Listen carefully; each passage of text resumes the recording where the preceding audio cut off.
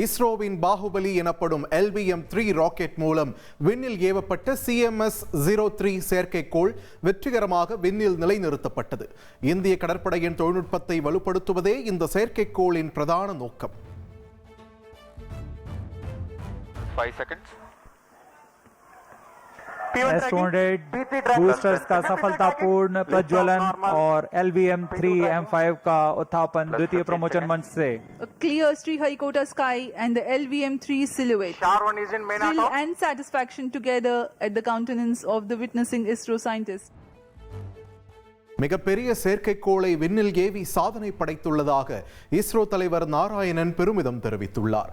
இந்தியாவின் உள்நாட்டு தயாரிப்பிற்கு இந்த சாதனை சிறந்த உதாரணம் என்றும் அவர் கூறினார். வாக்காளர் பட்டியல் சிறப்பு தீவிர திருத்தம் தொடர்பாக சென்னை தியாகராய நகரில் முதலமைச்சர் மு.க.ஸ்டாலின் தலைமையில் அனைத்துக் கட்சி கூட்டம் நடைபெற்றது.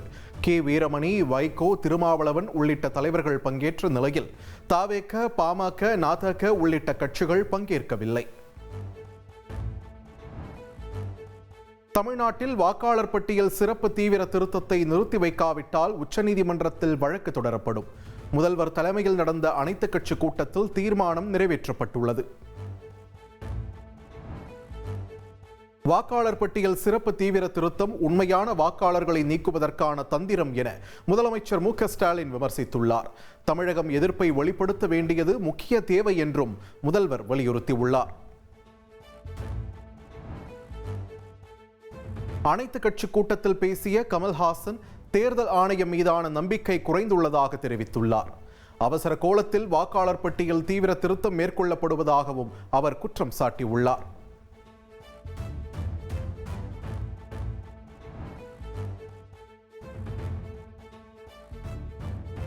வாக்காளர் பட்டியல் சிறப்பு தீவிர திருத்தம் ஜனநாயக உரிமையை கேள்விக்குள்ளாக்கும் என தவேக தலைவர் விஜய் கண்டனம் தெரிவித்துள்ளார்.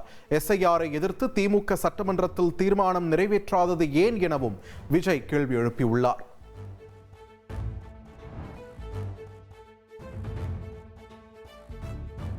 வடக்கு அந்தமான் கடலில் நிலவிய மேலடுக்கு காற்று சுழற்சி குறைந்த காற்றழுத்த தாழ்வு பகுதியாக வலுப்பெற்றது. தமிழகத்தில் வரும் 8ஆம் தேதி வரை மழைக்கு வாய்ப்புள்ளதாக வானிலை ஆய்வு மையம் கூறியுள்ளது.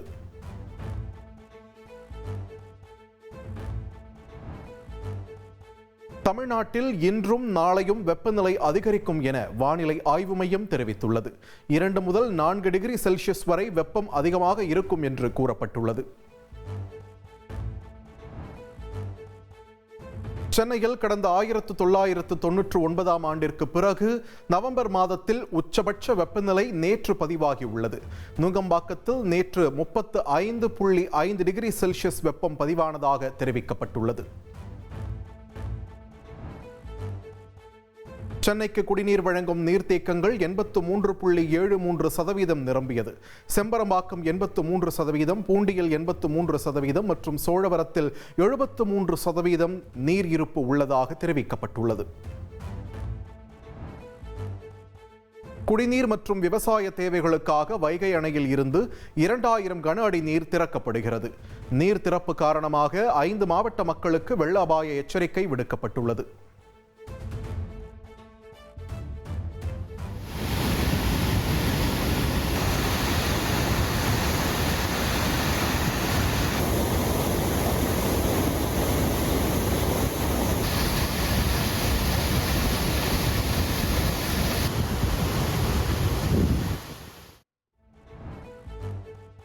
தமிழ்நாட்டில் டெங்கு பாதிப்பு கட்டுப்பாட்டில் இருப்பதாக அமைச்சர் மா. சுப்பிரமணியன் தெரிவித்துள்ளார். கடந்த 11 மாதங்களில் டெங்கு காய்ச்சலால் 9 பேர் உயிரிழந்துள்ளதாக அவர் கூறியுள்ளார்.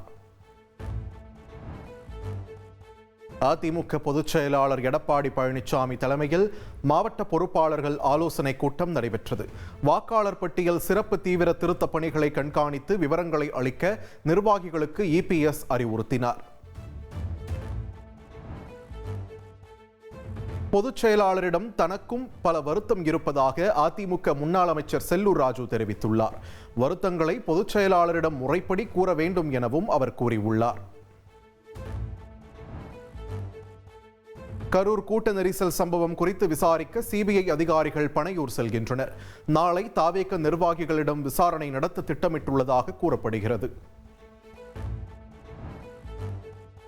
சென்னை கோயம்பேடு சந்தையில் காய்கறிகளின் விலை கணிசமாக உயர்ந்துள்ளது. தக்காளி விலை 5 ரூபாய் உயர்ந்து கிலோ 40 ரூபாய்க்கும், பீன்ஸ் 20 ரூபாய் உயர்ந்து 80 ரூபாய்க்கும் விற்பனை செய்யப்படுகிறது. திருவள்ளூர் மாவட்டம் கரலம்பாக்கத்தில் பத்திரப்பதிவு எழுத்தர் வீட்டின் பூட்டை உடைத்து 100 சவரன் தங்க நகை கொள்ளையடிக்கப்பட்டுள்ளது. 2 கிலோ வெள்ளி மற்றும் ரொக்க பணம் திருடப்பட்டுள்ள நிலையில் தனிப்படை போலீசார் தீவிர விசாரணை மேற்கொண்டுள்ளனர்.